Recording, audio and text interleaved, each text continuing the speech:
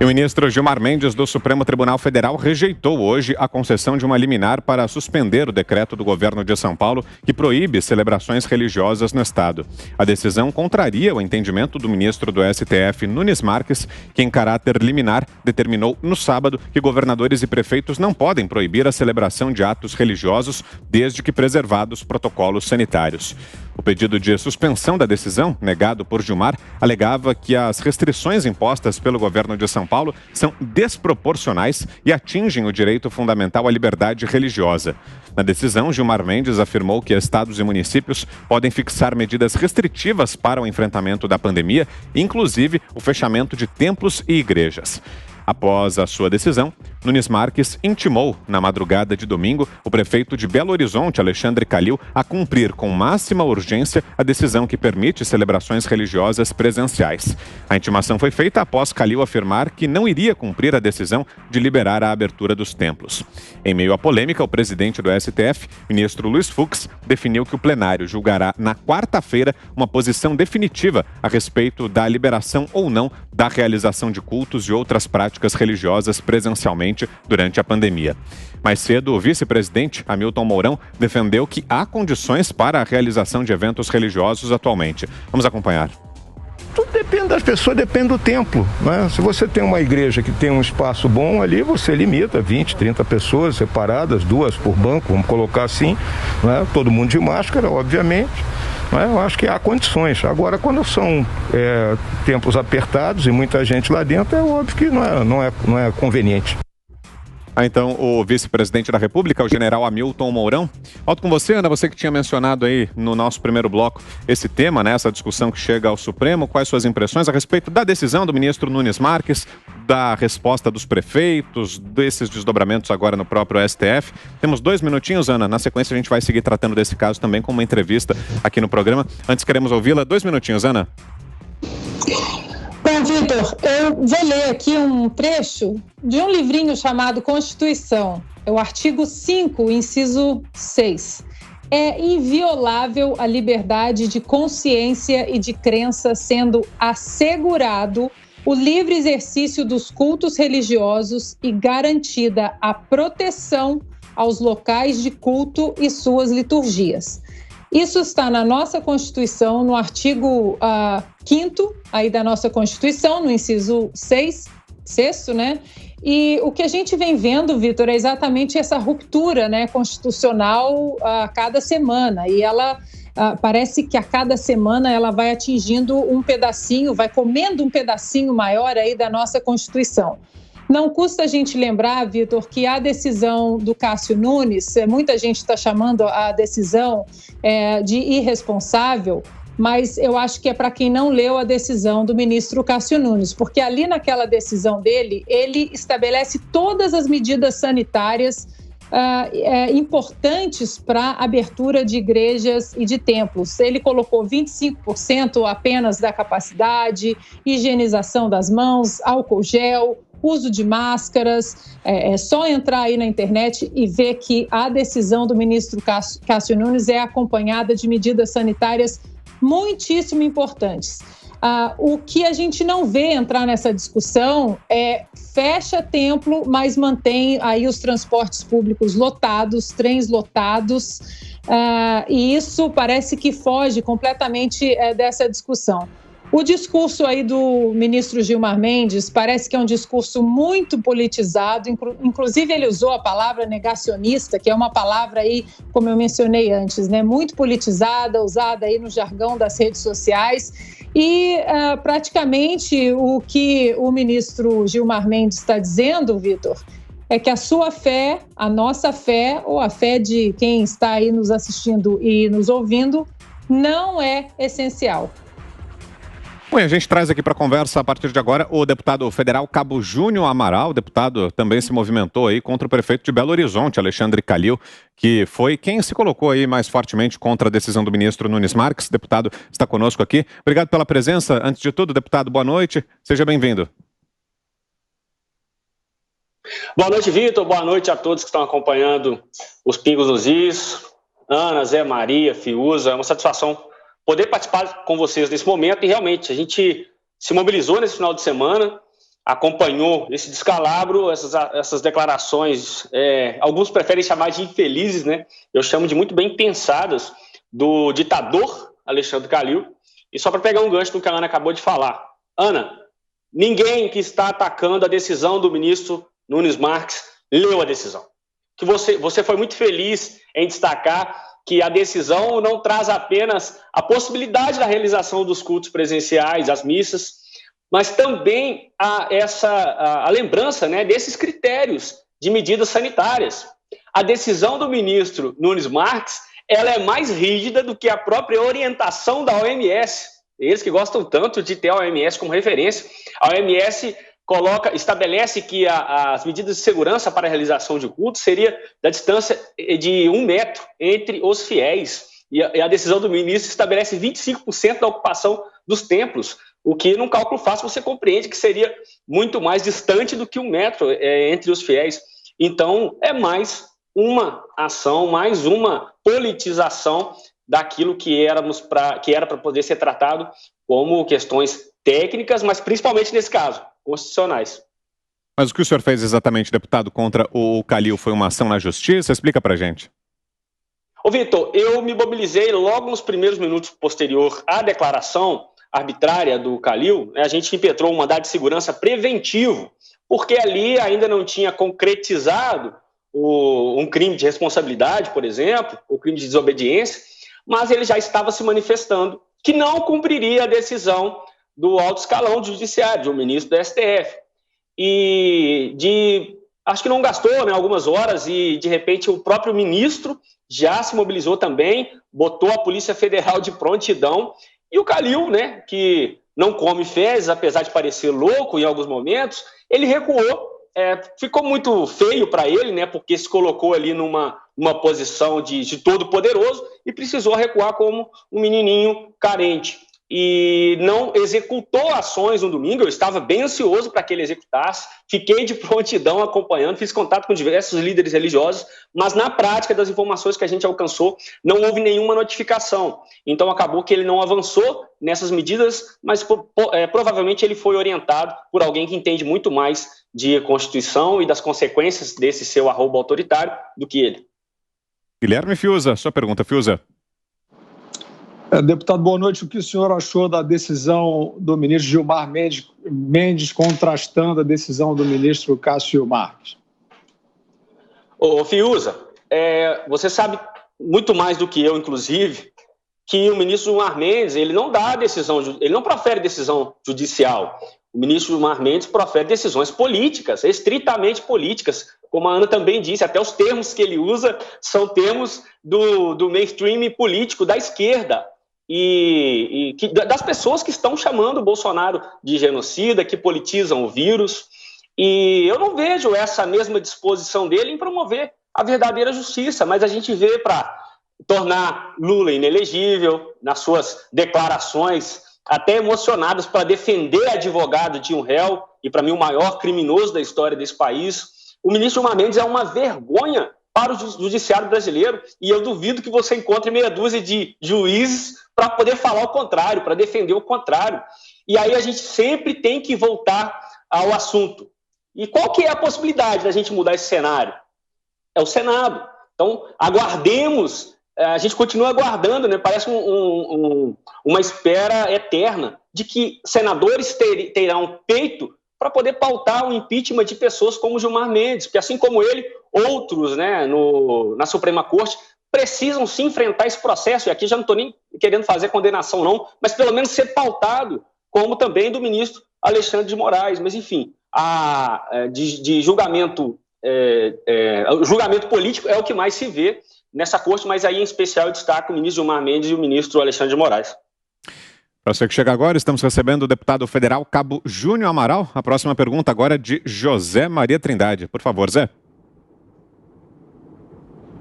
Salve, deputado. É um prazer falar com o senhor aqui nos Pingos nos Is.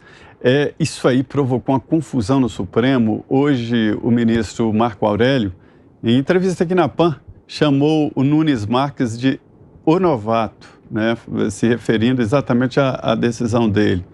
E o Luiz Fux como ele foi também instado a decidir, marcou para quarta-feira uma decisão do plenário do Supremo para falar sobre essa liberdade. Mas o que eu estou vendo, e a Ana leu um trecho da Constituição, a Constituição garante também a vida, garante a liberdade, o culto religioso, garante a saúde, garante a educação, né? E aí, durante essa pandemia, a gente viu que isso tudo pode ser relativizado, né? Em que ponto, deputado, o senhor acha que o Supremo Tribunal Federal está manipulando ali esses dados da Constituição para relativizar tanto os direitos que são os direitos constitucionais que nós achávamos que tínhamos? Ô Zé, prazer falar contigo, mineiro de Medina.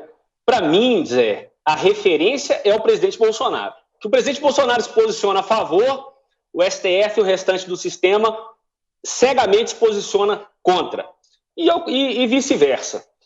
Eu duvido, Zé, se o presidente Bolsonaro tivesse feito lá no início da pandemia a defesa do tratamento precoce, inclusive mencionado medicamentos, o nome de medicamentos, se haveríamos toda essa batalha contra o tratamento precoce.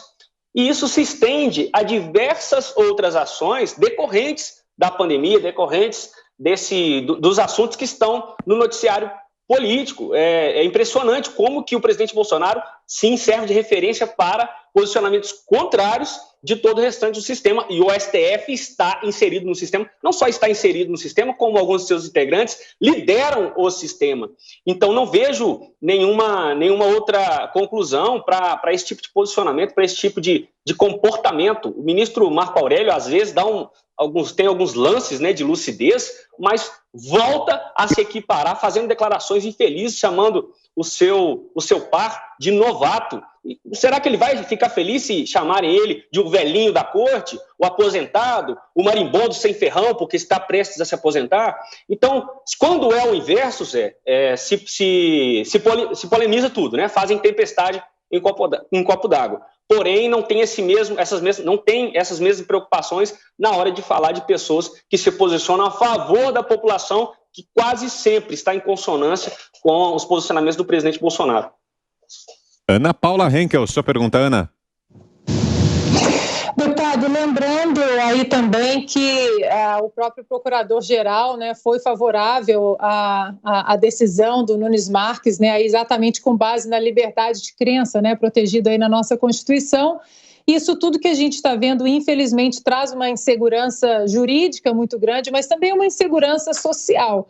Eu vou fazer uma pergunta ao senhor que a gente sempre faz para todo parlamentar que vem aqui.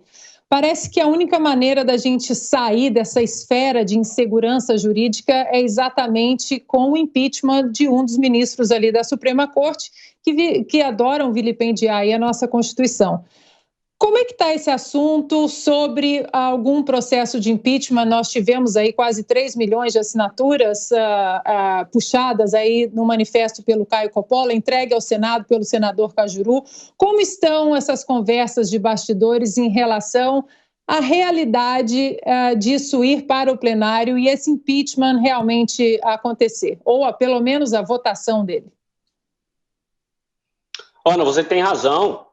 E o povo brasileiro mantém essa esperança.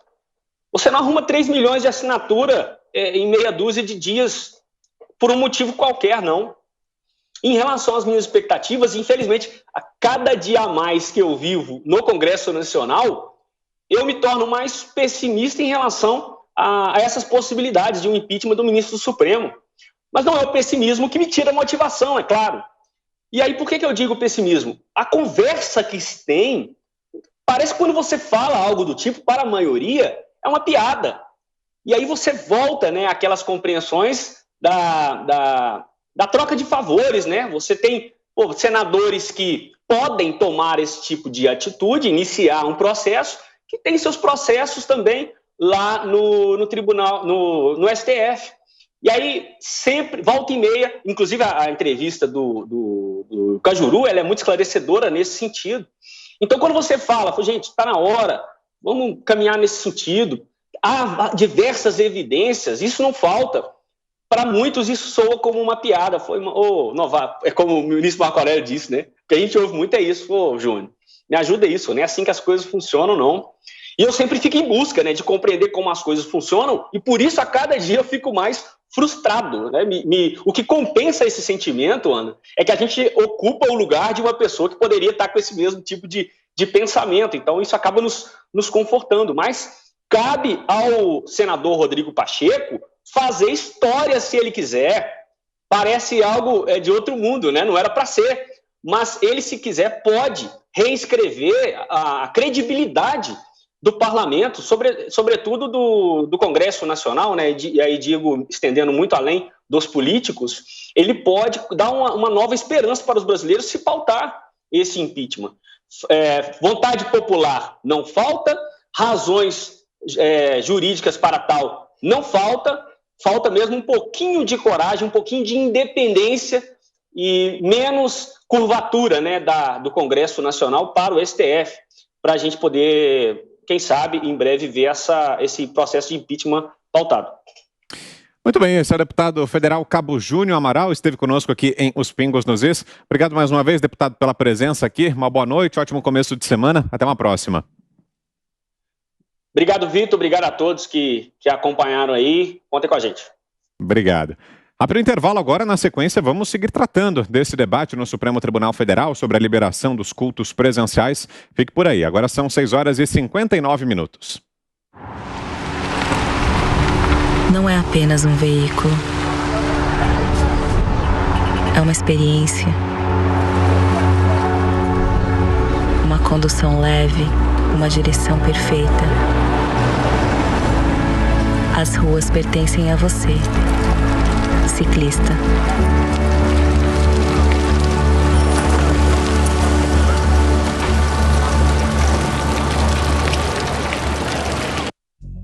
Bom, a respeito desse debate, queremos ouvi-lo também, Fiuza. Temos 3 minutos.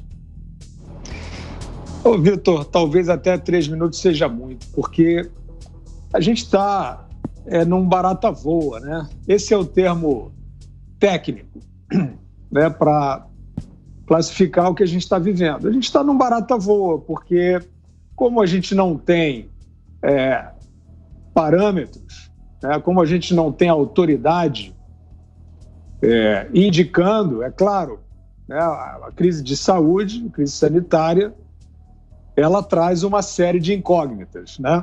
Nós estamos aí vivendo o problema e tentando as soluções no andamento do problema. Agora, o que houve, o que acabou, né, o que foi revogado, o que se extinguiu nessa crise, é o bom senso. Então, a gente tem uma politicagem, né, esse exemplo do STF, né? Você tem juiz, né, que chama, eles são juízes, né? Estão lá para julgar, né? São a última instância julgadora, né? Você tem um juiz que diz que pode ter culto, né, resguardadas ali as medidas sanitárias devidas, e você tem o outro que diz que não pode, porque as medidas sanitárias não são suficientes. Quem é que disse qual é a medida sanitária eficaz, né, suficientemente segura para que as pessoas possam conviver? Ninguém. Ninguém. Né? Esse parâmetro, infelizmente, tragicamente, não foi fixado em nenhum lugar do mundo, né? A Organização Mundial da Saúde seria, sim, né, a instância a guarnecer um mínimo de unidade, né? Só que a Organização Mundial da Saúde também se demitiu da sua obrigação de ter bom senso. Ciência eu não vou nem falar, né? A Organização Mundial da Saúde partiu para um barata voa, é a expressão técnica, é o barata voa, com diretrizes contraditórias entre si, né? Sobre lockdown, começou com lockdown, que é uma hipótese fantástica, fantasiosa, né? Hoje comprovadamente fantasiosa, grosseira, estúpida, né? Mas que partiu ali como uma hipótese. Vamos parar de viver, né? Para o mundo que eu quero descer. Eu não vou descer não, mas vou ficar escondido. Isso não funciona, isso não deteve contágio, etc. A partir daí, a OMS caiu em desmoralização. A Organização Mundial da Saúde está desmoralizada, ela precisa ser refeita e cada prefeito, cada governador, cada juiz, dependendo de para onde o vento está soprando e da política que queira fazer, vai dar uma sentença diferente.